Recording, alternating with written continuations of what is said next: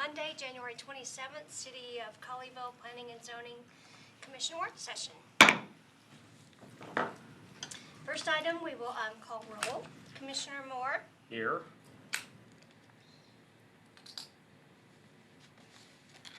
Commissioner Saida. Hi, here. Commissioner Holt. Here. Commissioner Mathisen here. Commissioner Cook is absent. Commissioner Bevel seems to be absent. Commissioner Bond. Here. Thank you. All right. Well, we have 1, 2, 3, 4, 5 items tonight. One of them is just housekeeping. So with that, I guess we'll get started. The first item on your agenda is for property located at 401 Shelton Drive. And what they are wishing to do is do a preliminary and final plat for 24 lots. It's a 24-lot subdivision on 15.70 acres.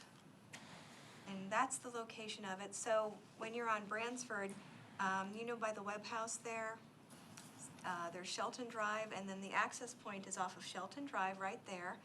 You can see the rail line is to the north of the property, and then that's a electrical substation there that the proposed subdivision would go around. Do you see that? Yeah, so, okay, LD Lockett, okay. Kind of sandwiched back off of Bransford. And here off to the, I guess it'd be the east, that is that new That's the Oakley subdivision. Oakley, yes, okay, Yeah, just a little bit to the south as well. okay. Or Yeah, because actually I to the remember south there, as well. okay. And this currently has R20 zoning, They want to build a, okay, and they're proposing a 24-lot subdivision to be a private and gated, so it'll have private streets. And it has, when it falls, there's a guideline in the subdivision regulations that says it can be private and gated at 25 lots. This is going to be at 24, but there have been other instances with platting and subdivisions in the city that have been approved at lots less than 25. I'm just making you aware of that. This kind of just shows the property from above and the shape of it.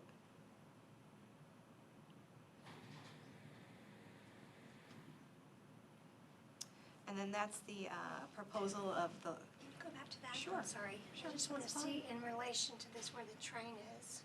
It's right there. yeah, So we've actually, this is looking more south, southwest.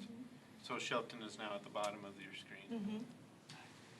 Oh, actually, Shelton's to the right, Yeah, okay, and Bransford's to the bottom. okay. This is the, yeah, okay. And that's LD Lockett running right there? Yes. Yeah, so this would be LD Lockett, here's Bransford, and then this is Shelton, and this is the Webb House, and that's the caboose right there. So Okay. they're proposing to take main access off of Shelton, and you'll see on the plat, they are proposing a connection into the Oakley subdivision right here. So that will get them that second point of ingress egress, which then leads out to their main entrance on That Bransford. barn is almost, that barn's only a few years old. That's, I'm not sure, yeah, I am. but, okay, well, that's not gonna stay. I think it's gone. And that's the train track right next to LD Lockett there? Yes. Yeah, Right so there, this is the Cotton Belt Trail that you can see, and then that's the rail there's the rail. right there. Huh. Are there concerns with having a development so close to a rail line? We still have to let Not from our end.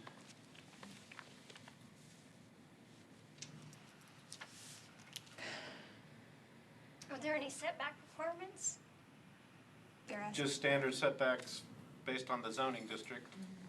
which would be They R20. typically, what happens with the rail line is the railroad will actually purchase what they consider is sufficient to provide enough buffering from their rail to any private property adjacent to them. And so that's what you see there. I'm not sure what that distance is, but it's That would be probably good to know. 50 feet or It is, about that. it's a standard 50 feet easement typically in most places. There's a rail line in Watauga where I used to work, and they had a standard 50-foot easement over the, We can do a measurement and to see what we measure.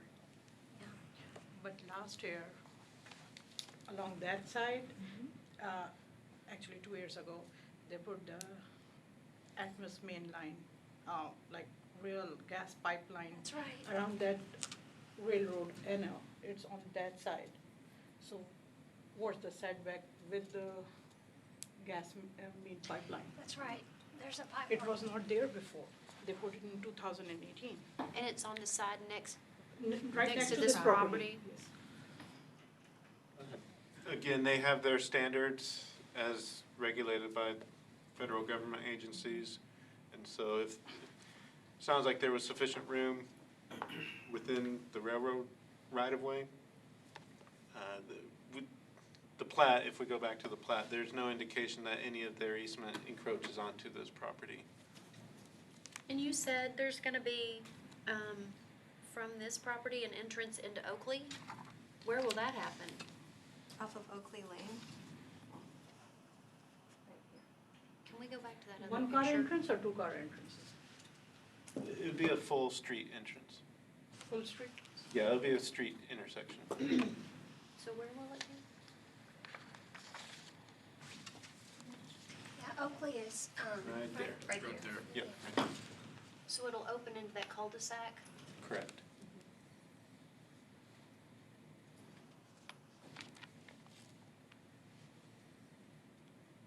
It's gonna increase the traffic through Oakley, for sure. Yeah. That won't be a usable gate though, will it? Uh, Just for fire? As of right now, there is Just no for gate fire. shown. Just fire?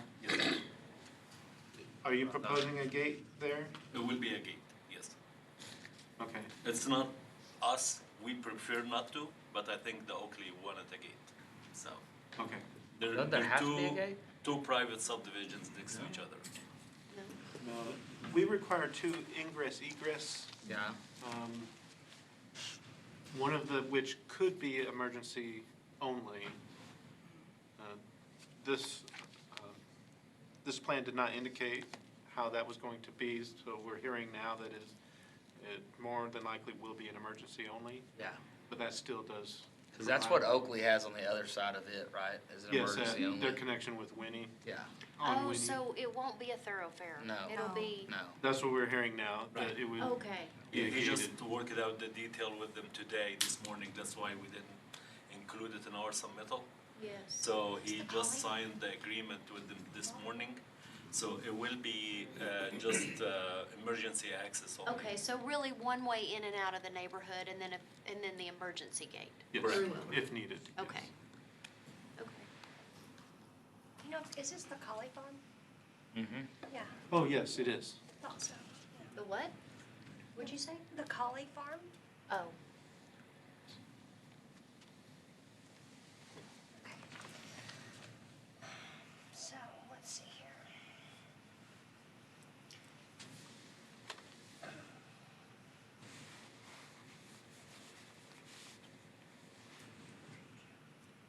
Oh, keep going. Okay, so this is the plat exhibit showing the layout of the lots, and keep going. They've also given us a tree survey for it, preliminary drainage. And we'll go back to the plat. So the lot sizes are gonna fall along with the R20 zoning, so all the lots are 20,000 square feet or larger. And it would be for 24 lots. It's awfully cramped. 24 lots. What's the density calculations? How do those measure out? I can calculate that. Well, I can do it based on a gross. You can give it to me next time. Yeah, we'll make But sure yeah, we have those yeah, if you wanna calculations. give me a, back of the envelope number, and then if y'all can, for firm it up, just because I don't wanna, get too close to our requirements. It's 1.53. 1.53, Lot per acre. And and that's you'll confirm that though. right, that's based on a gross calculation, and we'll get you the net as And well. that, right. So it looks like is there only 2 properties that really back up to that railroad? Am I looking at that right, or is there other, Because that's a, 5 and 6. there's This is the- others over here as well? because this is I the saw power. 6 properties there This backing to this the is the railroad. power line. And that's gonna Power. stay, just like it is? That's right. Okay, and then are those lots that where it says Block A to the left there, are those lots? Yeah, so they They will all back back to to the- Okay, the those and access to the those. substation. Yes. Okay. And so what is the top part there? Is that just a little green area Right. up Yes. there in the Yes, very corner? that's open space. Okay, open space. So there's 3 open spaces. There's 3? There's 3. Well, Where are they? one is the private street. So this, the street, and then, I'm looking right here. Oh, that corner? That whole corner there? Yes, right here. I don't know that, yeah, I don't know. I think I would probably, Is it that whole triangle you're pointing to? Yes. Okay, okay.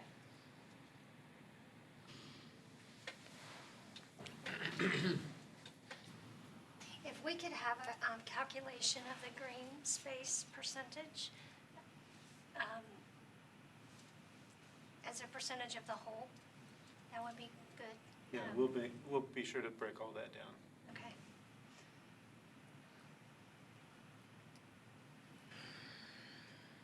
It's just, And every lot is 20,000 or more, I guess? Yes.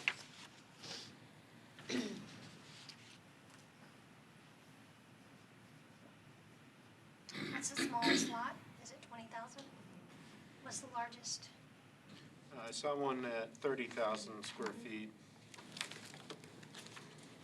which is the bottom right corner.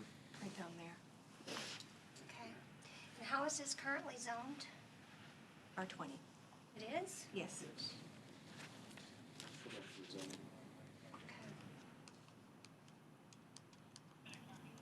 Okay.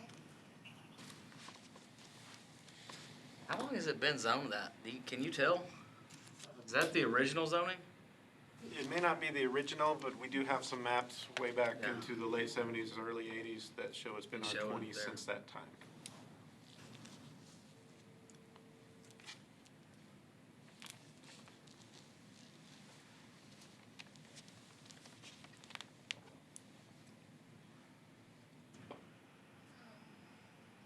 I think it would be, I don't know if this diligence is on the city or the developer or whatever it may be, but I think everybody's gonna wanna hear about this substation and building that close to it and the concerns with that. And, And a gas line. And a gas line. yeah, the gas line, yeah, I mean, I can't see it on that map, so I don't know, but I can see that substation there.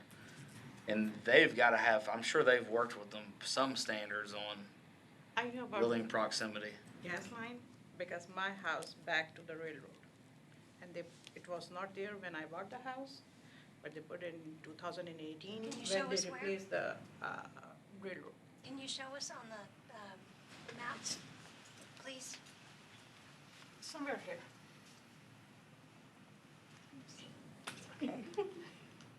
We'll go back. There we go. It's a touch screen. Not touch. Yeah, you can't touch?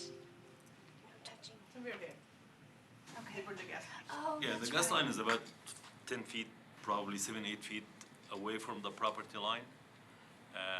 It's main gas pipeline. And it runs the whole length of the, Yeah, but all these houses south of us, they all back up to the same gas line. So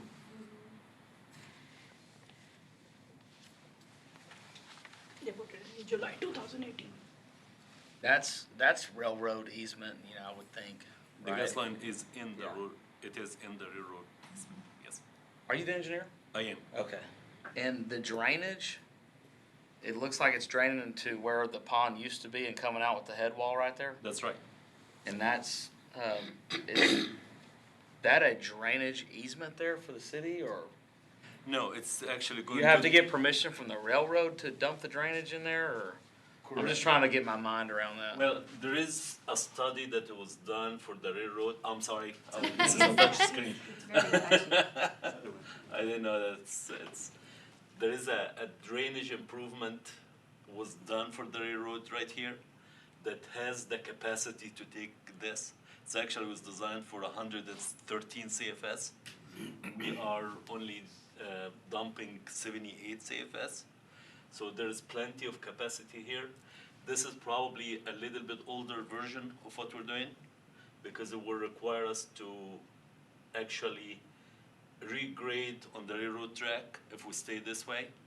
And we made just a minor adjustment. The lots is gonna stay the same, but the easement will come right at the corner. So we wouldn't even need to do any grading in the railroad. I do believe we're still gonna have to get their permission to dump that, but it will not, we will not do any improvement in the railroad. There is plenty of capacity on this easement. I don't think I even touched it. Now she's just messing with you. So, but this easement here has been improved. There is a channel, well-defined channel if you go there, right? My concern is just an understanding that it's been approved by the railroad, because if not, this whole plat is a different world, right? I don't believe that it will, they already have the capacity for it. So we don't anticipate to be any problem with the Okay. railroad track. Especially we're not asking for, to do any improvement in their, Yeah. in their. Okay.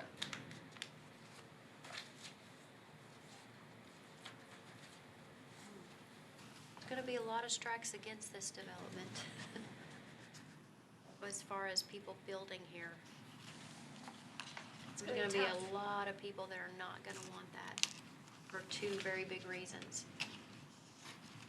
Three, actually. Gas line, railroad, and Oakley, the, what do you call it, substation? the substation, yeah.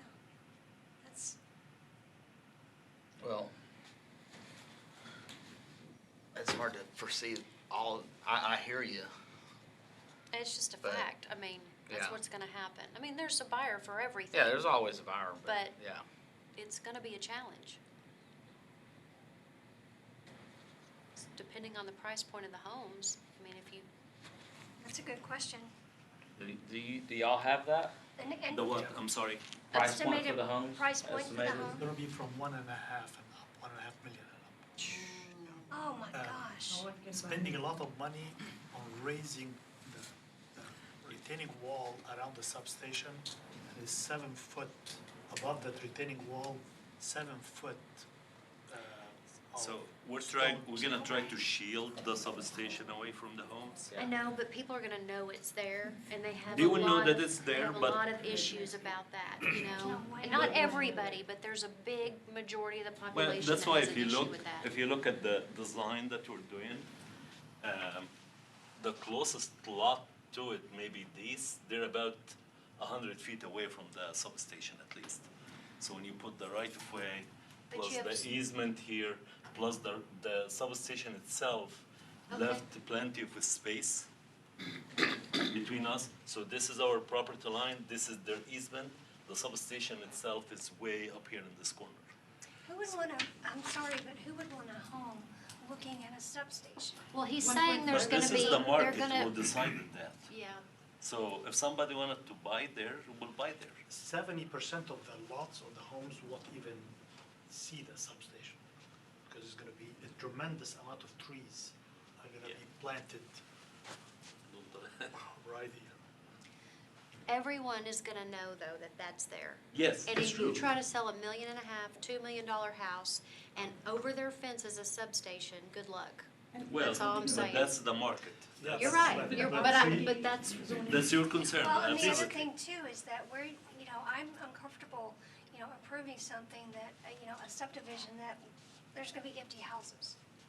you know? I don't think that's gonna be the case. Actually, these people Because right we're here, getting a lot of interest from the Oakleys.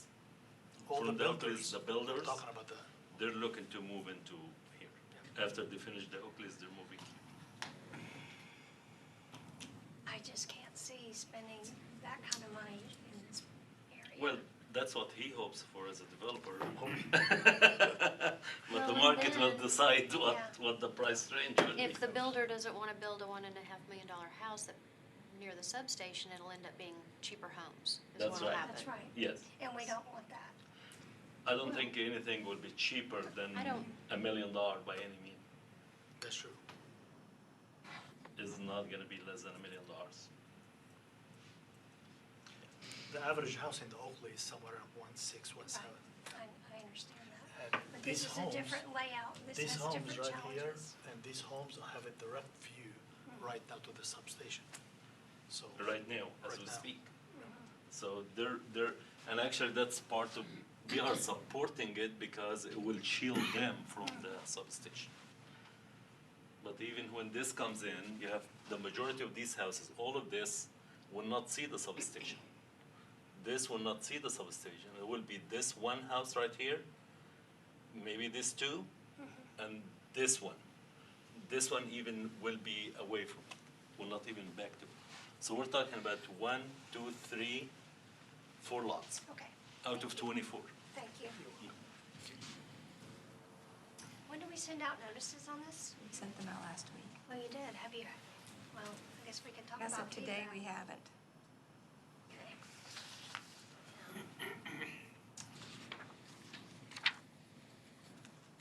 All right, you wanna move on? If you all are ready. All right, is everyone ready to move on to the next item? Okay, so this is a 2-for-1. This is for the Blue Bonnet Cemetery, and they are requesting to change the zoning from ag to CC1 with an SUP to allow for cemeteries or mausoleums. And let me get more into it here. So it's the property that's ag on the map there. They're wishing to expand their services into that piece of land. And to do so, they need to rezone to that CC1 and get an SUP. They've been in the community since 1953. And there's a pictometry picture of the Did they property. ever fix the grading? Let me get to it. Okay, I'm just wondering. You're That was- stealing my thunder. I'm No, almost I'm there. sorry. It was a big deal. She got a nice letter coming up for you. Yes, yes, yes. Can Okay. you go back real quick? Are Sure. you talking about the area there with the dot, the pin? Sure. The pin, right there? The pin is it's locating the address off of Colleyville Boulevard. Okay. But the actual location Back of the there? land is back there. So Okay. pictometry showed up, when you put in that address, it pinpoints there, but You're back talking there is the about- property. It backs up to, Brighton. Yes. Right, but are you talking about the little red or the No. big The purple? big blue. Ooh, see, now I did it. Okay. The big blue. No, I did it. You did it? So that pinpoint was over here up against Colleyville Boulevard. Mhm. You can see that, the mausoleum is right here. Mhm. It went through change of zoning when that was remodeled and expanded. Mhm. For some reason, they didn't include the entire area, so we're talking about this entire area right here, Yes. which is everything right here, which then is everything Okay. inside the blue. Yes, yes. So And they it's- used to own all of Broughton. I believe so. No, they did. They They had did? that whole Okay. thing, and then they sold Ah. that part of the property to Broughton and developed it. Yeah. Okay. And so now I guess they're ready to develop this So you right can here. see they've already done about 2/3 of it, maybe 3/4 of it. And so they're now ready to, especially up here along Hall Johnson, to improve, make the improvements so they can have more burial sites up here. And that's what triggered all of this. We heard it, I think, 1.5 years ago, I think, and there were some concerns, and so that's where we're at right now. And she's gonna. Next slide. Okay. Was there, okay. Keep going? Okay, so these were the outstanding issues. It was early 2018, I think, when these came up. So improvements to the ditch along the eastern boundary, better silt fencing, drainage to include information on the planned detention pond area. Working with the neighborhoods was a big issue, indicating a distance and buffer area, remedying and eliminating the spoils yard, and then appropriate fencing and landscaping along Hall Johnson. Not only indicating the buffing area, but increasing the buffing area. So I'm not sure that they even proposed anything at the time. We now have a number that they are proposing. Okay. Okay, so there's the property again, and there's the Broughton subdivision to the east. This is what it looks like today. Okay, and here's what they're proposing. They're proposing a 25-foot setback between the property and Broughton. They're going to landscape it. I don't want to touch this. They are also going to put in a ornamental fencing along Hall Johnson with shrubbery. And it'll be 36 inches high in wrought iron to match kind of what's currently up the street. They worked extensively with the subdivision, with the Broughton subdivision, and they worked with their HOA, and they have agreements that have been put together where they're going to work with them to do some dredging of their pond over there, and to help with any sort of issues that may have been occurring. They're also got in your packet in the statement of planning objectives, it's very, very specific, the steps and things and the conditions that they want placed on this SUP. They're also going to work very hard to, when there are any gravesite spoils, to move them in a faster manner and remove them. I'm just looking to see if I've missed anything big. In the maintenance area in the Yes. upper right, and then it'll be removed from the whole site periodically. My name's Robert Reeves. I'm a zoning consultant. Hi, nice to I meet you. represent the cemetery, and I was not involved in the previous zoning case. I was retained after the P&Z denied the previous zoning case about a year and a half ago. So, Yes, sir. on the spoils, I didn't mean to interrupt you, I'm just trying to help. We have our condition, we have like 2.5, 3 pages of very specific conditions dealing with all those issues that you outlined. We anticipate those will be included in the SUP. We have what we're gonna do and when we're gonna do it on dealing with all these areas. So part of the concern, if you remember the old aerial photographs, it looked like dirt. It was dark. It was dirt, yeah, and there was a big pile of dirt. It's silt. It was When it still, rained. yeah, it was spoils from the gravesite. So one of the condition, well, we went ahead and seeded that whole 26 acres. And then one of our conditions says, we're not gonna store any spoils anywhere out here. They will be moved in the upper right corner, which is the maintenance facility, and it's screened. And then periodically, as they accumulate, they'll be moved off-site somewhere. I'm not sure. Okay. So that's just, you want me to just kind of highlight some of the other stuff we're doing, or whatever you want me to No, do, that's Madam fine. Chair? We're gonna go through her Okay. presentation. And if I have any questions, or we have any questions, we'll inquire. Okay, I'm a little hard of hearing, so Okay. I'll just stand over here. Okay, thank you, thank you. Okay, Jackie? Sure, let me, did I point everything out and stuff? And I'll try to speak up. Oh. Oh dear. Oh, okay. Can you bring it back? Okay. All right. Okay, and so this just shows the drainage for the property. How things will drain. Just more drainage. Okay, You go back to that previous one. So right there. Yes. they have the channel along their eastern boundary, and this is, as you get to Hall Johnson, this is actually an open space area for the adjacent neighborhood, so they will also have some improvements here on their property. And then the pond, or lake pond that they have is here, and they'll be participating, they'll be contributing some money for the dredging project. Because there was some concern that a lot of the silt in there came from the spoils. Yeah, it And so they're addressing all You of those remember all issues. those pictures? Yeah, So they're improving the drainage along the boundary as well as in the neighborhood here, which then it all ends up here in the pond, and they'll be participating with the project to dredge as well. Good. Good, okay. And this just shows currently what it looks like today and what it will, up atop, and then what it will look like with the fencing and the shrubbery. What kind of stone, are those stones or bricks? So those are there today. Those are those It's a landscape small pavers that retaining they wall. created the retaining wall out of. They did a nice job on that. It looks good.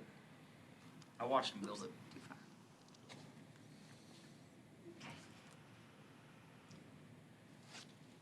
it. In your packet, we did provide some of those responses, or at least agreements with the adjacent neighborhoods. Oh, good. One with Broughton, however it's pronounced. And then they're still working with the neighborhood across Hall Johnson. I think they're just almost there to finalize the agreement. But I think with the fence and the landscaping, the solid shrub. Coventry, is it Hedge. Coventry Court? Stonecrest? I can't remember. Is it Stonecrest on the other side of Hall Johnson? Yeah, Stonecrest Estate. Stonecrest, yeah. Because their main concern was a lot of the debris and, you know, people put things out at the different grave sites, but then a wind comes and blows it away into their neighborhood. So the row of shrubs, so the hedgerow should take care of the majority of those issues. All right.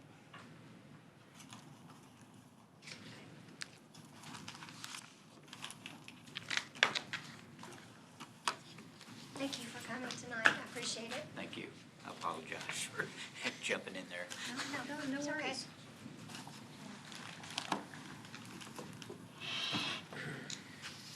So that took care of B and C. And I'll be presenting D. So this is a special use permit request for an accessory building to exceed 4% lot coverage allowance and for an accessory dwelling on the lot. This is at 2313 Hall Johnson Road. The aerial photo here on the left, and then it does have R20 zoning existing today. Some pictometry photos. Actually, we have an aerial photo that was included in the pictometry program that shows the structure in question here on the south end of the lot. But this is a different perspective. Hall Johnson being here, so this will be looking south as you go to the top of the screen. It does not show the structure. I guess we have a very recent aerial photo to show the actual structure there. So this is a garage structure. When it was permitted about a year ago, there was conversation about the use. It is a 4,000 square foot structure by itself as a detached accessory building. It does exceed the 4%. As part of the original plan, the intent is to keep the existing house as is. In order to accommodate this, originally they had installed a unit, a dwelling unit. I think it's about 700 square feet if I remember right. And this would then be the primary structure. By removing the stove and the oven, this becomes just an accessory building, The not home? an accessory dwelling. The home. Yes, the existing home converts from the primary structure to an accessory building. How long is the lease on that home? The lease? 2 years, I'm seeing. 2 years? 2 years. They've been there for 4 or 5 prior. Based on the previous interpretation of accessory dwellings being per the structure, does the structure qualify as a dwelling or not? That's how this was all permitted. You know, we had this conversation recently about noun versus verb for dwelling. As this was in process of construction, that changed to where we are enforcing both the noun as well as the verb. So the request today is to allow for the structure as an accessory building. So this house remains as the primary structure. Therefore, the request for the special use permit to exceed the 4% limitation. But because it does have the small dwelling in it, it's also asking for the accessory dwelling, which is a What's the square component. footage of the original home? I've got that information. Okay. So accessory buildings are permitted by right, but obviously only up to that 4%. And then accessory dwellings in this district is special use permit as well. So this is the Land Development Code language. 4% again, by right, anything exceeding that requires special use permit. Then the accessory dwelling has to meet these conditions. It does require a special use permit, but as part of the special use permit, the city council can approve modifications to that as well. So here's the data, 41,000, almost 42,000 square feet for the total lot size. Maximum lot coverage, actually, that might have to go up to 30%. But 25% would be 10,000 square feet. I need to change that to 30% with the R20 district. But 4% is 1,672. So the existing house is 820 square feet. And then 4,000 square feet for the garage. That equals 4,820. So total lot coverage footprint for both structures is 11.5%. Oh, I was actually overestimating. It is about 350 square feet for the accessory or the dwelling unit inside the garage. This dwelling, though, it looks like an industrial building. It is a metal building. I mean, What it's a garage with a dwelling inside? A small unit inside. Is it like a tall garage, like for RVs? What? it's pretty tall. It is It tall. looks like an industrial He building. does have a mezzanine in there, but primarily it's just a taller accessory building. Okay. So you have the dwelling on the first floor in this corner, and then there is a mezzanine just over the dwelling. Everything else is open. When was this approved? This is about a year ago. So this is the dwelling. I don't remember seeing this. It did not come before anybody for approval because of the way that things were interpreted in the past. By removing the stove and the oven from the house in front, it was no longer a dwelling. But they can as long as they have individuals in the home that are leasing the home. Based on our change in looking at dwellings for both the noun as well as the verb, yes, it would no longer allow for anybody to reside in that house. So, sorry, go ahead. There's a couple other things to consider. This is for single-family occupancy. The zoning is for single-family. There is only one family occupying the site. That was one thing that was considered. Because it was, the structure itself was not qualifying as a dwelling, there was no need for the special use permit previously. While it was under construction, our process has changed, and that's what triggering it. So right now, the house really is still a house, and so by maintaining that as the primary structure, this obviously is an accessory building that is over the 4%, but it does include this very small dwelling as part of it. Who is utilizing this accessory building Well, the for owner, storage? yeah, whatever?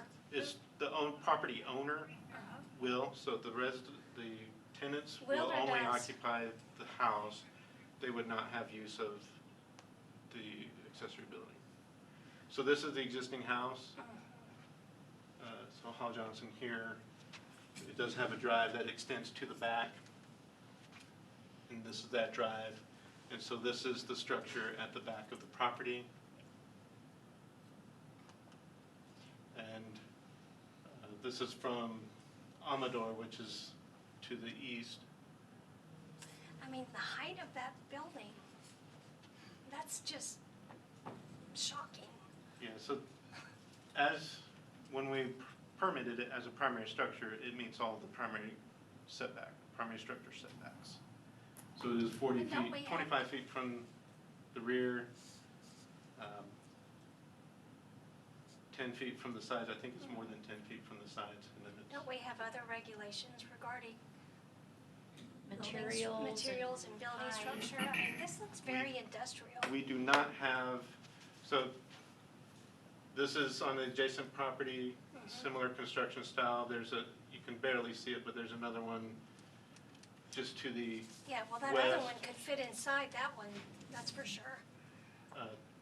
but we do not have any material requirements for residential properties, and we have not had in Colleyville. Can I just clarify? Did you say there's no stove and oven in the little house there? Well, They they were took going that- to remove it. I don't know that they have, because it is being maintained as the primary residence. Okay. Based So on there's that two- change. There's 2 dwellings on this property. Right, so Yes. the accessory dwelling is 350 square feet, Mhm. and then this is 820, Okay. or 870, I forget what And the the number is. owner of the property Wait, I'm sorry, lives in three- one and a tenant lives in the other? Is that No, nobody will live Nobody here. lives there, okay. Will anyone ever live there? If the accessory dwelling is approved, only servants or family members of whose dwelling here would be able to reside there, no one else. Property owner or? No, of the tenant, Tenant? yeah. Okay, this is, I don't understand how this came to be, but okay. Okay. It was in line a year ago when it got permitted, right? Based on the Now- way, yes. We're working toward, we've changed a bunch of stuff. Now it's out of line. Well, but this wouldn't have been even under the old regulations, been approved. It wouldn't, Well, Ben's saying it would. Yeah. really? I mean, Okay, there's so there's- City of Colleyville there's different stamps all over the scenarios. plans for the building, I mean. If none of this gets approved, then Yeah, that no one one. would be authorized to occupy this structure in the front.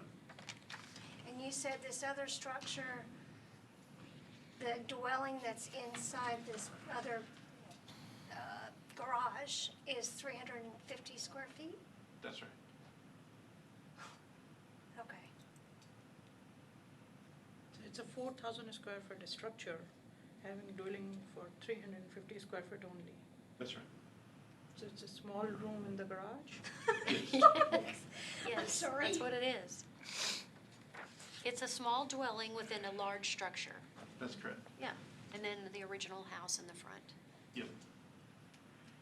So the intent was to have a large garage. And so on its own, it would have required the special use permit to go over the 4%. By eliminating the stove and the oven here, it eliminated this as a dwelling. Again, this is under the old way of doing things. But that didn't happen. They didn't do that. Because while That's this was right. under construction, it was not only just the noun, we also were enforcing the verb dwelling. Anybody to dwell that in this structure requires a special use permit. So now, But they don't have one. Right. right. So we can't have this structure we can't authorize the certificate of occupancy without some type of resolution. If we're going to allow for people to reside here, this will require a special use permit for the accessory building exceeding 4% and the accessory dwelling for the 350 square feet. If nobody resides here, this can be finalized as a primary structure. I see. So the 350 square foot dwelling, does it has any kitchen in it? It does. Now that's what it has to have to be a dwelling, right? Not anymore. Or just just a bathroom and a, If it does, so if we're allowing This is- for people to reside in the existing house, this would have to receive the special use permit to exceed the 4% as a larger than 4% accessory building. I suppose they could remove the stove and the oven, and that would remove the requirement for accessory dwelling back here. But regardless, we would have to go through the 4% special So- use permit. If this gets approved as a accessory building with a dwelling, then, and if someone lived there, then we could, Well, if they lived here, then nobody could live there without getting a special use permit Right. for this one. there's a 2-year lease on this home. Yes, they are occupying this So structure what are we only. gonna do for 2 years? You know? Well, if all of this gets approved, they can remain here. If this does not get approved, in order to use this structure, these tenants would have to be relocated. They could live in this dwelling, but it's only 350 square feet, and that's not gonna happen. Okay. I see. This is, challenge. So it meets primary development standards, so setbacks and square footage and all that height. So the issue is with the occupancy and dwelling of this structure here. And to be clear, the reason we have this in front of us today is because of change in our regulations that have happened since the the building back here was Right. permitted, correct? Well, there's a two-part, a change in, No. so previously it was, I was enforcing just the noun The part. noun. Does it qualify, does a structure qualify as a dwelling, yes or no? Now it's, in addition to that, the verb sense of that is somebody dwelling in this structure. And so because of that change, which we are now clarifying through the Land Development Code, we just went through that, I think, at our last regular meeting. So that's what's creating this issue. Is this your? So tell me again, I'm sorry, tell me again, why would we, That hung us up excuse from, me, this is not an open. I asked him if Yeah, it was Ryan his, if was this was his engaging. deal. Okay. I don't understand. So originally this was approved as a garage or whatever, right? It was this was approved as a primary dwelling. But only 350 square feet as a primary dwelling, or the Well, 4,000 square feet 4,000 as the square primary feet. dwelling. So that footprint meets all of the required setbacks as any other primary structure would. Okay. I'm sorry, go ahead. Did you build this with the intention of someone living in the barn? No? no, Okay. antique cars. Antique cars, got it.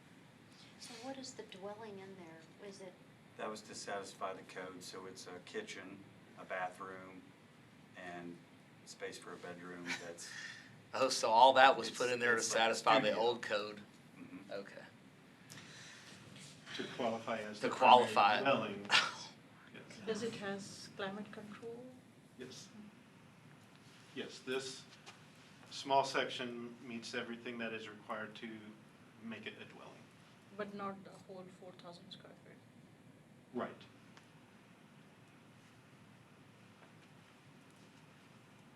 Okay. Yeah, so it's definitely very unique. And it's the reason for only using the noun definition of dwelling is because we have a lot of structures that, pool houses or exercise room, even an office, where they don't have, a lot of them don't have any portion of a kitchen, but some of them do. But we always say, well, you can't have the stove in the oven because that would then trigger the true definition for a dwelling, a place to sleep, to bathe and use the restroom, and to prepare food. And it has to be conditioned space as well. And so by using that noun definition, it was an easy way to determine what is a dwelling and what is not. But then when the you policy incorporate- changed to also include the actual physical dwelling of the structure, the verb form of that. So that's where all of this, we had already permitted it, he was more than halfway through the construction, and so it. So in this instance, even though it was permitted as a primary structure, it makes sense to go ahead and maintain this as the primary structure and then deal with the special use permit for an accessory building larger than the 4%. But since it does have a true unit in there, noun definition, we're also asking for the accessory dwelling. Okay. And how old is the existing house? That's a good question. It's old. It looks old. Yeah, I don't know the exact date. We could look that up. I'd say maybe in the 60s or 70s is when it was built. Or the 50s. Maybe it is small enough. Okay, yeah, this is definitely a challenge. But it sounds like the owner built the dwelling inside the big portion to satisfy the city at that time.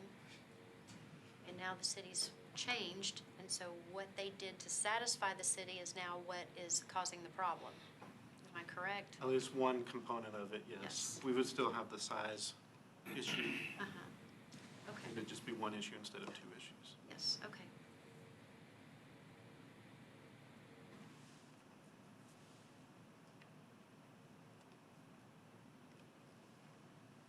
Okay. All right. Thank you.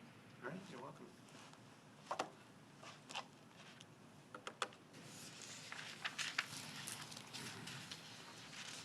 Moving on to our, I guess the next thing is a calendar. Yeah, so last year we had an issue with spring break, and we have identified that we have the same issue this year. Our regular meeting in March is the week of spring break, and so we wanted to have this conversation. First asking, will we have a quorum if we keep it on that Monday night? It's March If 9th. not, Is it March 9th? Yes. I'll be here. I have I'll be- the. There's We 0% put the chance of me being here. I won't be here either. I won't be here either. Okay, so that's cutting it very, very March close. 9th. I'm just March saying. 9th. Yes, March 9th. If I was to come to this meeting, she might put me in the blue bonnet and the new. I can tell you, spring Not break. yet, not yet. Spring break ain't gonna happen. I'll be here. Okay, so I just got that. Yeah. I think what we will do is just send an email just to verify from the other two that are not here. But we definitely have 3 that will not be here that week, and so we can either push the regular meeting to the 23rd, which is our regular work session date, just like we did in January. We'd have to double up. Or we could look at maybe even March 16th, which is just the week after. I can't do that. I'm traveling. Okay, I mean, I'm not the only, yeah. we'll see how everything works out.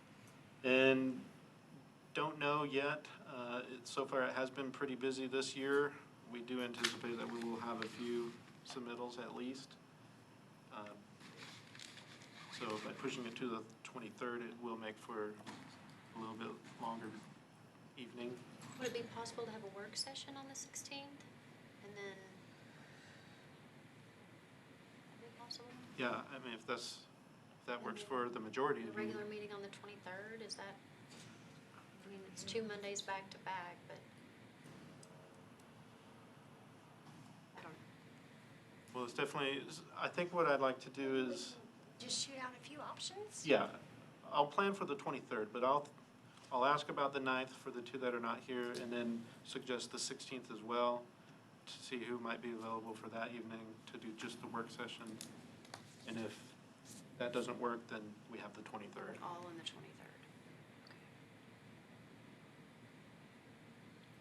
That sound okay to everyone? So our next And we meeting's won't just do 10th. veggies and cheese. Yeah. Just veggies. Yeah.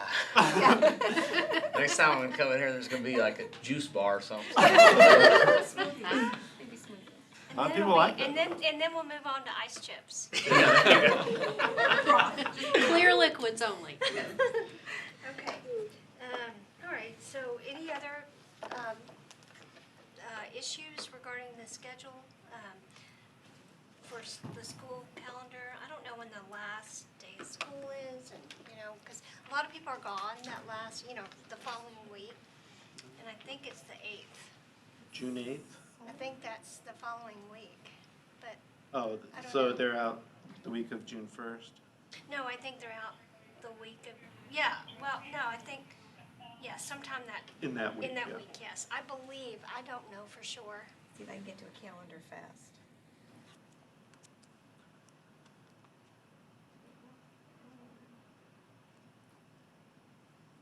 I just remember there I being, got it, I'm there. thank you. You're welcome. It looks like, early release for all students, it looks like they're getting out that last week in May. Oh, really? Yeah, they're getting out earlier. Well, okay. So, It's May what? Like the 28th? May 28th, Okay. it's like May 28th. Is that GCISD or Southland? Okay. Okay. what is the meeting date in April? April, 13th? oh, yeah. It's- I don't know if I'm gonna be able to Next be here to on the the Easter 13th day. of April, quite April frankly. 13th. Oh, because close to tax Close time. is Easter. Yeah, because I'm usually like working all night. But let's hold off on making that change right now. Yeah. I'd rather just, Yeah, work if- harder before. If you're the only one that can't make it, we still. So, yeah. Okay, well, we provided the calendar Yeah, in your that's packet, so good. look at those, any of these dates coming up. I think this is great. I like doing this ahead of time like this. Okay, good. Yeah, obviously the spring break one was the main Okay, issue that yeah. we saw coming up. And if you have any issues on any of these dates, you can email us, Araceli especially, and she'll try and keep track of everything. Is there as far as attendance, is there any kind of guidelines we should stick to in that? Mm-hmm. We do It have- seems like it's been kind of low, but I know we just appointed a few new people. 4 Four? meetings in a year, I believe. 75%. 75%, okay, cool. You're not supposed to miss more than 4. Is that what you're saying? Yes. Well, actually, since we have the other meetings, since we've changed all this, do we go by allocation? So it's So- like a start over. When Yeah. you get reappointed, then it's like a start over, and you, within that period of time, like through the year, you cannot miss more than 4 meetings. So What I'm 75%. talking about is the, for the percentage, or is 75%, is that work session and Well, we regular just- meetings? Is it a percentage or is it just four? Well, they do think it's just- 75%, but Oh. that was prior to having the work session. But That's now right. that we've added the work session in the last year, that's where the kind of debate. Right, the gray whether area. Are we counting regular sessions because those are the voting sessions, or is it the work session because these are informational sessions? If that makes sense. Then So I think it should. 75% is actually 3. You can miss 3 and still meet the 75%. That fourth one means you'll be less than 75%. I say let's just keep it at 4, because it's hard enough as it is. Good question, though. Yeah, I was just curious. Excellent. Okay. All right, anything else? Any other housekeeping items? Have y'all ordered his, deal? Name tag. Yeah. Oh, I wasn't here, but I will try to get that for you. Sorry. I forgot to wear mine. I've actually started putting it in the car, but I forgot. It's sorry. Better wear it next time or they won't let you have any enchiladas. Maybe I'll leave it at home just. I know. Okay, all right, anything else?